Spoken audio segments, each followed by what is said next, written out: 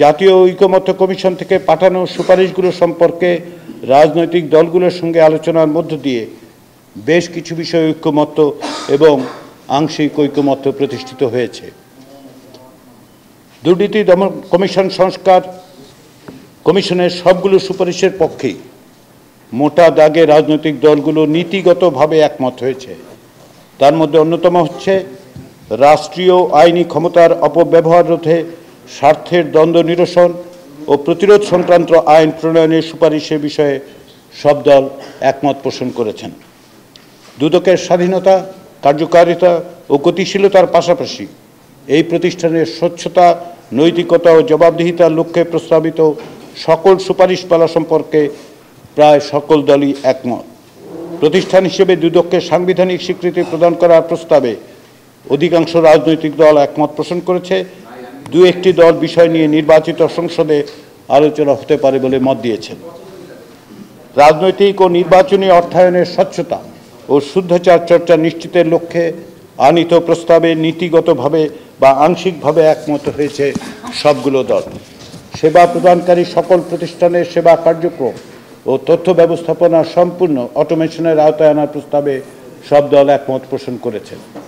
কর ফাঁকি ও অর্থ পাচার রোধে বাংলাদেশকে রাষ্ট্রীয়ভাবে কমন রিপোর্টিং স্ট্যান্ডার্ড এবং উন্মুক্ত সরকার ব্যবস্থার সহায়ক হিসেবে বাংলাদেশের রাষ্ট্রীয়ভাবে ওপেন গভর্নমেন্ট পার্টনারশিপের পক্ষভুক্ত হওয়ার প্রস্তাবে অধিকাংশ দল একমত পোষণ করেছে। ইউএন কনভেনশন এগেইনস্ট করাপশনের অনুচ্ছেদ 21 অনুসারে বেসরকারি খাতের ঘুষ লেনদেনকে স্বতন্ত্র অপরাধ হিসেবে শাস্তির আওতায় আনার সুপারিশের বিষয়ে সব দল একমত পোষণ করে। বিচার বিভাগ সংস্কার কমিশনের সুপারিশের মধ্যে বেশ কিছু বিষয়ে ঐকমত্য লক্ষণীয়। এর মধ্যে আছে নির্বাহী বিভাগ থেকে বিচার বিভাগকে কার্যকরভাবে পৃথকীকরণের জন্য সুপ্রিম কোর্ট সচিবালয় প্রতিষ্ঠা এবং প্রয়োজনীয় আইন প্রণয়ন করা।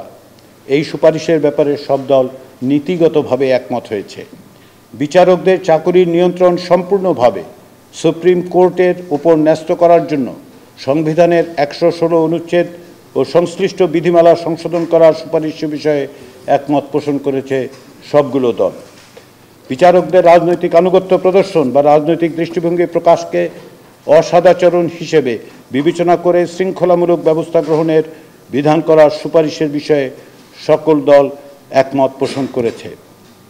সুপ্রিম কোর্ট ইউনিট ও জেলা ইউনিটের সমন্বয়ে একটি স্থায়ী সরকারি অ্যাটর্নি সার্ভিস প্রতিষ্ঠা করার প্রস্তাবে দলগুলো নীতিগতভাবে বা আংশিকভাবে একমত হয়েছে।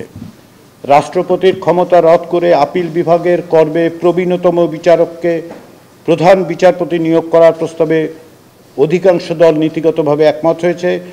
কোনো দল প্রবীণতম 3 জন বিচারকের মধ্য থেকে একজনকে প্রধান বিচারপতি নিয়োগের প্রস্তাব দিয়েছেন।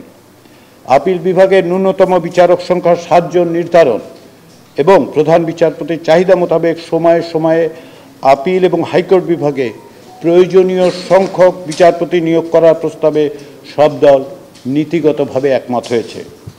জুডিশিয়াল কাউন্সিল কর্তৃক সাবেক বিচারপতিদের জন্য পালনীয় আচরণ বিধি প্রণয়ন ও প্রকাশ, শৃঙ্খলামূলক ব্যবস্থা হিসেবে সতর্ক করা, উপযুক্ত ক্ষেত্রে বিচারপতি পদবি ব্যবহার থেকে বারিত করার সুপারিশের সাথে সব দল নীতিগতভাবে একমত পোষণ করেছে।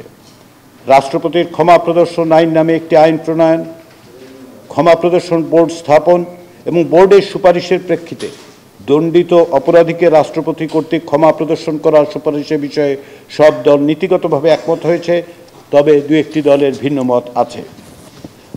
আইনগত সহায়তাকে অধিদপ্তর ও সংশ্লিষ্ট আইন সংশোধনের সুপারিশে সকল দল একমত পোষণ করেছে।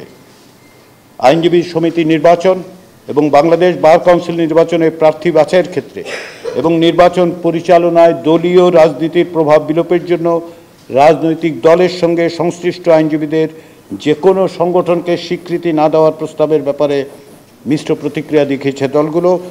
কোনো দল আইনজীবীদের সঙ্গে পরামর্শ করে এ ব্যাপারে সিদ্ধান্ত নেওয়ার পরামর্শ দিয়েছে। সংবিধান সংস্কার কমিশনের সুপারিশগুলোর ক্ষেত্রে অনেক বিষয়ে নীতিগত ঐকমত্য হলেও অনেক বিষয়ে আরও আলোচনার প্রয়োজন আছে।